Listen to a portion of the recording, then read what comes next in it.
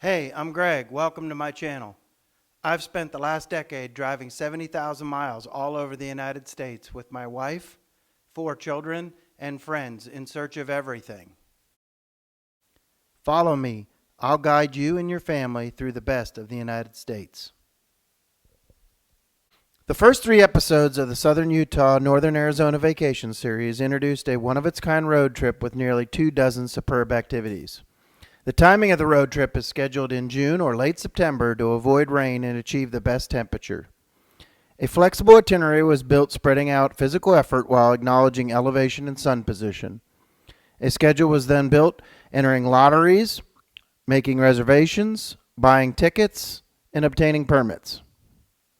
This episode will detail the supply list, introduce further plug-and-play activities, tips, and provide how-to video recommendations for each adventure. It's time to discuss buying some particular vacation supplies for the road trip. A high-clearance SUV, truck, or Jeep is reserved for those flying into Las Vegas. There are items to purchase a month prior to the trip and others to purchase upon arrival to Las Vegas or St. George. We will purchase backpacks, hiking poles, shoes, tripod, and some other clothes a month prior. The backpack will carry drinking water, the tripod, lunch, sunscreen, cell phone, camera, and snacks. It can also carry personal items through the airport. A simple school backpack can get the job done, but it's personal preference if you want to buy a hiking backpack. 1 backpack for each person.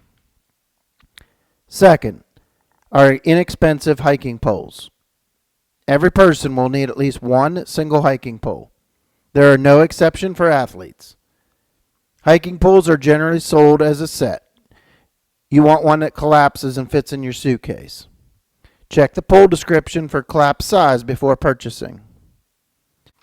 Third are shoes. Invest in your feet. Any pair of shoes that you would walk 2 miles is sufficient, but they need to be comfortable. This supply list requires that you invest in quality water shoes with a strong sole and toe protection. Keen makes a fabulous water shoe that is comfortable enough for all activities on the itinerary. Fourth is an inexpensive tripod for a standard cell phone. The daily photographic opportunities with family and friends cannot be understated. The road trip provides photo opportunities that can be hung on your wall at home. I have dedicated an entire video to basic photography, but you need a collapsible tripod that fits easy in your backpack. Lastly are clothes, specifically swimsuits, shorts, and underwear. I highly recommend packing anti-chafing underwear for the lengthy hikes. Here is a picture of my family inside the Narrows at Zion National Park. It represents a variety of clothing choices for walking knee-deep in the Virgin River. We were very successful with swimsuits, waterproof shorts, basic gym shorts, and even cargo shorts. You will be in the water for 2 or 3 days depending on the optional kayaking in Page, Arizona.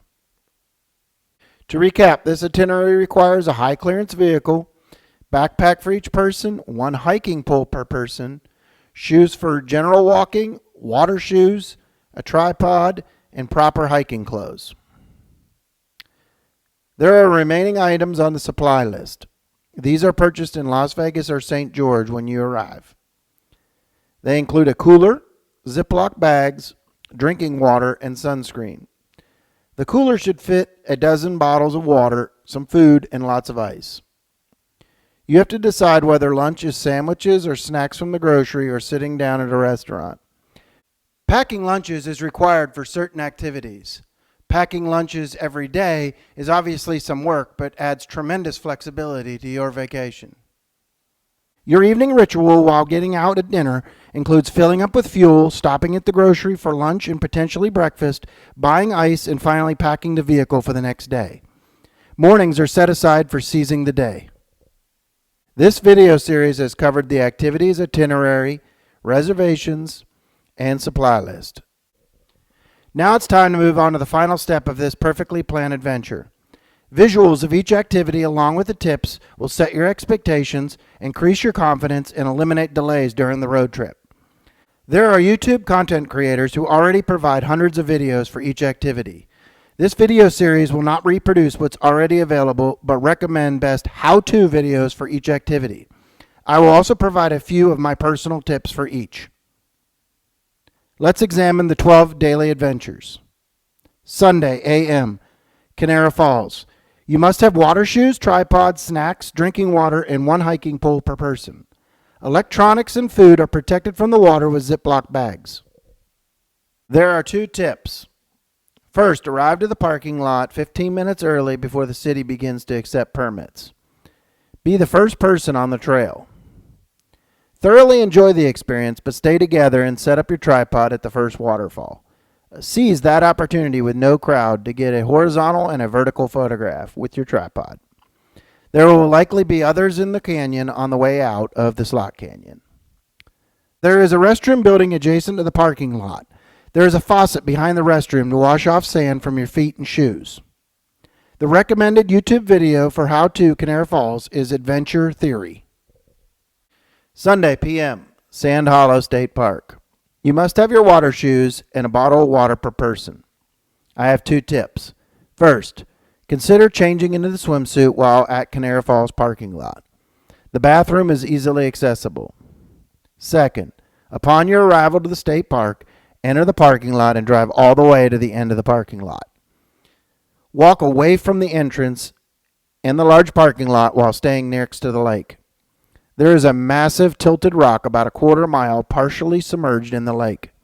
This rock will allow swimmers to easily exit the lake and make jumps from 1 to 15 feet into the lake.